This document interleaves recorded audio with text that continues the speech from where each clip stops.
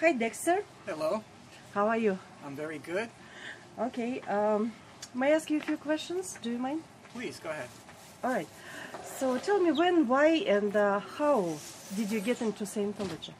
All right. Well, this was in 1978, and one of the things I was doing was playing music for fun, and I ran into one of my friends, the keyboard player that I worked with, one Friday night, and so I asked him, "What have you been up to lately?" And he said that gave me a number of things he was doing. He was working, he was going places, and he was taking courses on the weekend. So I said, "Well, what courses are you taking on the weekend?" He said, "Well, Scientology." And he immediately went on to another subject, on to other. He said, wait a minute, wait a minute, Rich. Scientology? Tell me about that. Now, I'd seen a little bit about Scientology in a magazine, in Life magazine. All I remembered was some very, very happy people. It was some celebration of somebody having gone clear. Didn't give much in the way of details. But that's all that my mind flashed on when he said that. It sounded very interesting. So he really didn't go into much detail, but I was very interested. So a day or two later, I called him, and I said, "Rich, tell me about this Scientology." And he gave me some very, very vague answers, And I said, well, I pushed him a little bit for more information. I basically got him to invite me to go there, because I was just that curious. I had studied some other ideas about the mind and spirit. This is just something that interested me.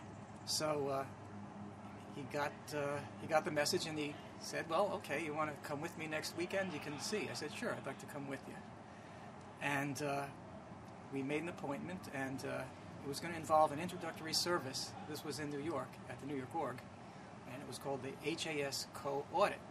It was only like $10, and I couldn't wait to do it. Now, he told me, you can't drink the night before, and no drugging or anything like that for this. So this is kind of an interesting story, because I did drink the night before, and because I always felt like, well, that's for other people.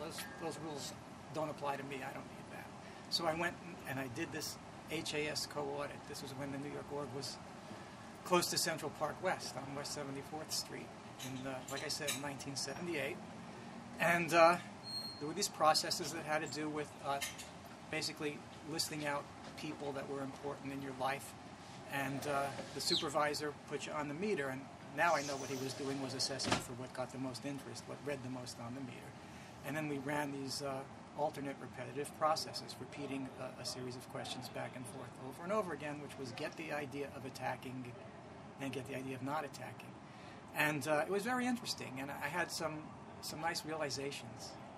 There were other people doing that process in the room who were really blown out. They were really excited about what they realized. And I wanted that level of excitement for myself. So at the end, when the supervisor just basically asked me, well, what would you like to do next? I said, I was thinking to myself, I don't want to tell this guy this, but, I drank and I did other things the night before the course. So I want to try it the way it's supposed to be done, not breaking the rules, with a clearer mind, and see if I can get what these other people got out of it. But all I said was, I want to do this again. And he was like, you want to do the same thing again? Yeah, I just want to do this again. So I went back the following weekend, did this HAS co-audit again. It was fantastic. I had some very great realizations about my relationships with other people. And, even though my parents were somewhat, doubters about this kind of thing, my dad, just a week or two later, said, I don't know if it has to do with this Scientology, Dex, but I have to admit, since you went there, it's a pleasure to talk to you. That was a very big change in our relationship at that point in my life. That's a nice acknowledgement you got there. Yeah. So basically, I was hooked. Okay. I was hooked from there. Okay, and how far did you get up the bridge since then? Well, since then, I had some auditing while I was in the church.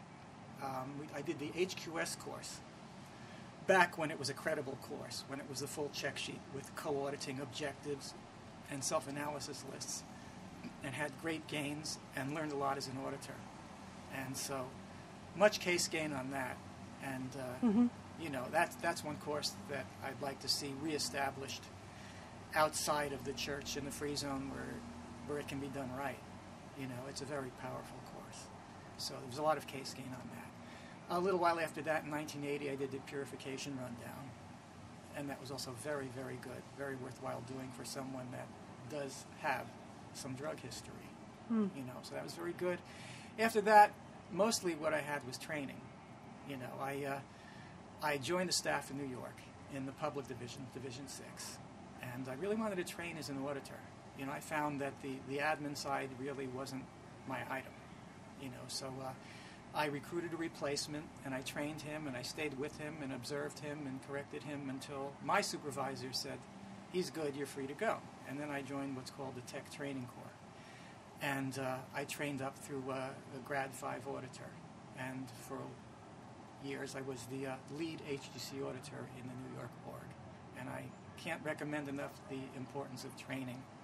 Let me just say right now that I've noticed many people who, quote unquote, went up the bridge, and their only training was the solo course.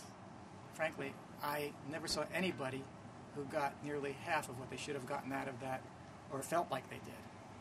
You know, so there's just no substitute for training, and that doesn't just mean the solo course. It means training to the point where you are an auditor, auditing until you've gotten your ping sheets and your crams out of the way, and you're getting consistent, well-done auditing hours. You know, then you're prepared to do your solo levels, and then you're prepared to understand what you're doing in session as a pre-clear, let alone as an auditor. Bank structure, how the mind works, and what your part in this is. People who don't have that training don't understand that they're a participant in the session as well. This is a team job, and you can't sit there and be a patient and wait for somebody else to create an effect on you. It just doesn't work that way. So I just want to emphasize training to anybody who's seeing and hearing this.